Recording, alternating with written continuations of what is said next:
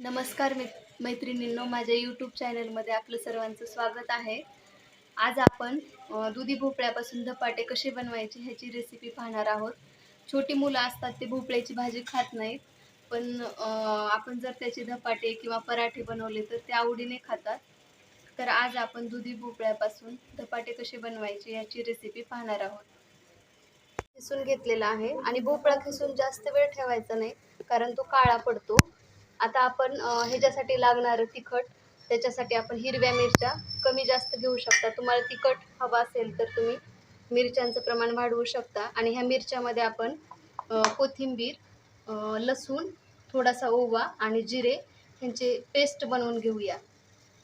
आता ह्या भोपळ्यामध्ये आपण एक मोठी वाटी गव्हाचं पीठ टाकूया.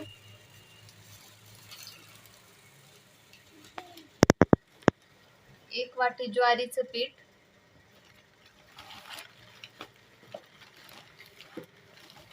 आणि थोडंसं बेसन पीठ टाकायचं. आणि पीठ एवढं टाकायचं की जेवढं भोपळ्यामध्ये बसेल एवढंच मिक्स करायचं. आणि आपण हे धनेची पूड बनवलेली ती धने पूड टाकूया ह्याच्यामध्ये.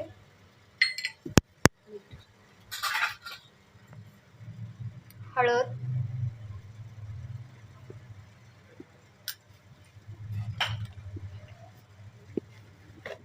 मीठ टाकूया. मीठ अर्धा चमचा टाकूया. आणि कमी जास्त तुम्हाला हवं तेवढं तुम्ही टाकू शकता मीठ. आपण जो हिरव्या मिरच्या, कोथिंबीर, जिरे आणि ओवा, लसूण काढला आहे मिक्सरमधून, तो टाकूया ह्याच्यामध्ये आणि छान मिक्स करून घेऊया ह्याला.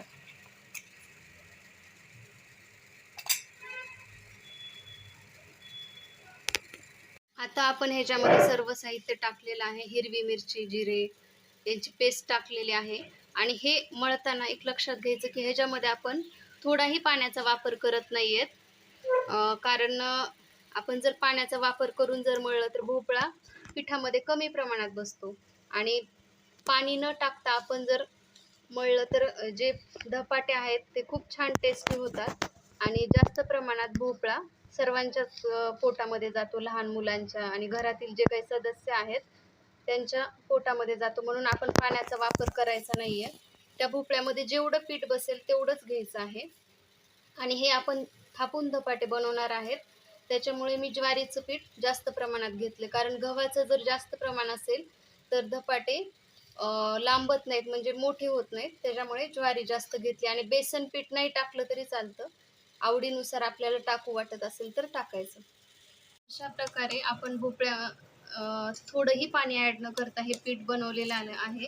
हे पीठ असं बनलेलं आहे. आणि पीठ खूप घट्ट नाही बनवायचं, कारण त्याच्यामुळे धपाटे आहेत ते खूप असे निब्बर होतात. त्याच्यामुळे आपण हे बिना पाण्याचं मळलेलं आहे. आणि आता हाताला चिटकू नये म्हणून शेवटी थोडासा तेलाचा हात घेते मी.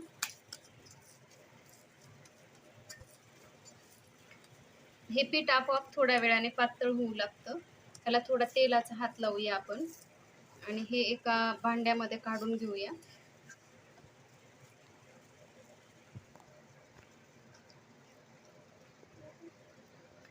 तेल लावल्यामुळे चिटकणार नाहीयेत आपले धपाटे. तर अशा प्रकारे हे पीठ असं आहे, म्हणजे खूप घट्टही नाहीये आणि खूप पातळही नाही, आणि ह्याच्यामध्ये थोडंही पाणी टाकलेलं नाहीये आपण. हे थोडा वेळ आपण झाकून ठेवूया. तर अशा प्रकारे हे पीठ भिजून 15 मिनिट झालेले आहेत. तर आपण ह्याचे धपाटे बनवूया. मी गॅस चालू केलेला आहे. हे ह्याच्यामध्ये आपण पाणी घातलेलं नव्हतं, पण भोपळ्याला पाणी सुटल्यामुळे हे पीठ असं झालेलं आहे पातळ. तर हे मी कॉटनचा कपडा घेतलेला आहे, हा आपण पाण्यात बुडवून घेऊया. तो मी पोळपाटावर पसरून घेते. ह्याला थोडंसं आपण हाताने पाणी लावूया सगळीकडे. पाणी लावल्यामुळे ते कपड्याला चिटकून बसत नाही पीठ. आणि आवडीनुसार छोटे मोठे धपाटे आपण करू शकतो. त्याचा एक गोल गोळा बनवून घेऊया. आणि थोडा पाण्याचा हात घेऊन ह्याला आपण गोल आकार देऊया. थोडं हळूहळू सगळीकडे एक प्रकारे हा गोळा पसरून घ्यायचा आहे. थोडा हाताला चिटकू लागलं की हात पाण्यामध्ये बुडवायचा आणि तो धपाट आहे ते थापून घ्यायचं आहे.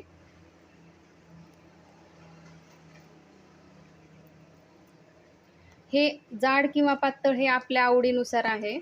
जर आपल्याला पातळ आवडत असेल तर ते थोडं पातळ करायचं आणि जाड आवडत असेल तर ते तुम्ही धपाट जाडही बनवू शकता.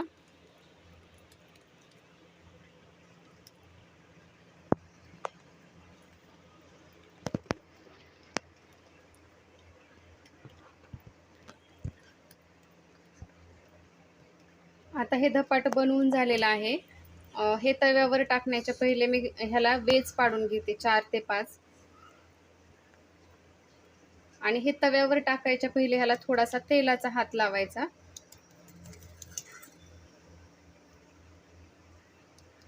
आणि तव्यावर जेव्हा आपण टाकणार आहोत तेव्हा गॅस थोडा कमी करूया. आणि आता आपण तव्यावर हे कपडा असाच उचलायचा आणि तव्यावर असा टाकायचा आणि कपडा हळूच काढून घ्यायचा आहे. गॅस वाढवूया आपण गॅस. आणि हे तेल जे आपण वेज पाडले आहेत त्याच्यामध्ये थोडंसं तेल टाकूया आणि ह्याला तेलाचा हात पुसूया थोडासा आपण, जेणेकरून धपाट खूप कडक नाही होणार. आपलं तेल लावल्यामुळे धपाट जास्त कडक नाही होत.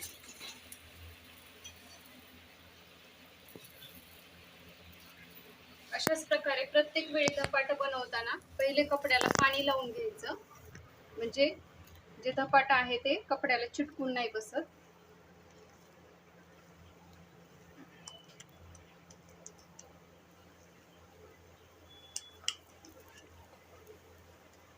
आता आपण हे पलटून घेऊया.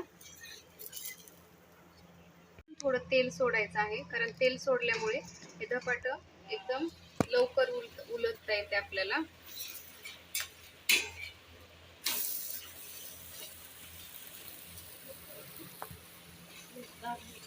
आता ही एक साइड पूर्ण भाजलेली आहे, तर दुसऱ्या साइडने आपण तेल अजून सोडून घेऊया, म्हणजे चिटकणार नाही.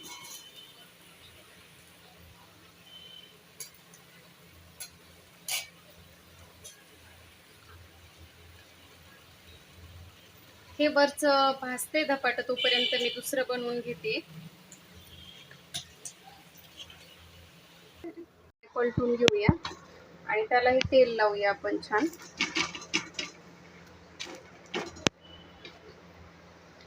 हे जे धपाट आहे ते तुम्ही दही, लोणचं किंवा मुगाचं सपक वरण ह्याच्यासोबत खाऊ शकता. शेंगदाण्याची चटणी ह्याच्यासोबत तुम्ही खाऊ शकता. तर हे एकदम सॉफ्ट झालेलं आहे, थोडंही कडक नाही झालेलं धपाट. आता हे आपण खाण्यासाठी काढून घेऊया.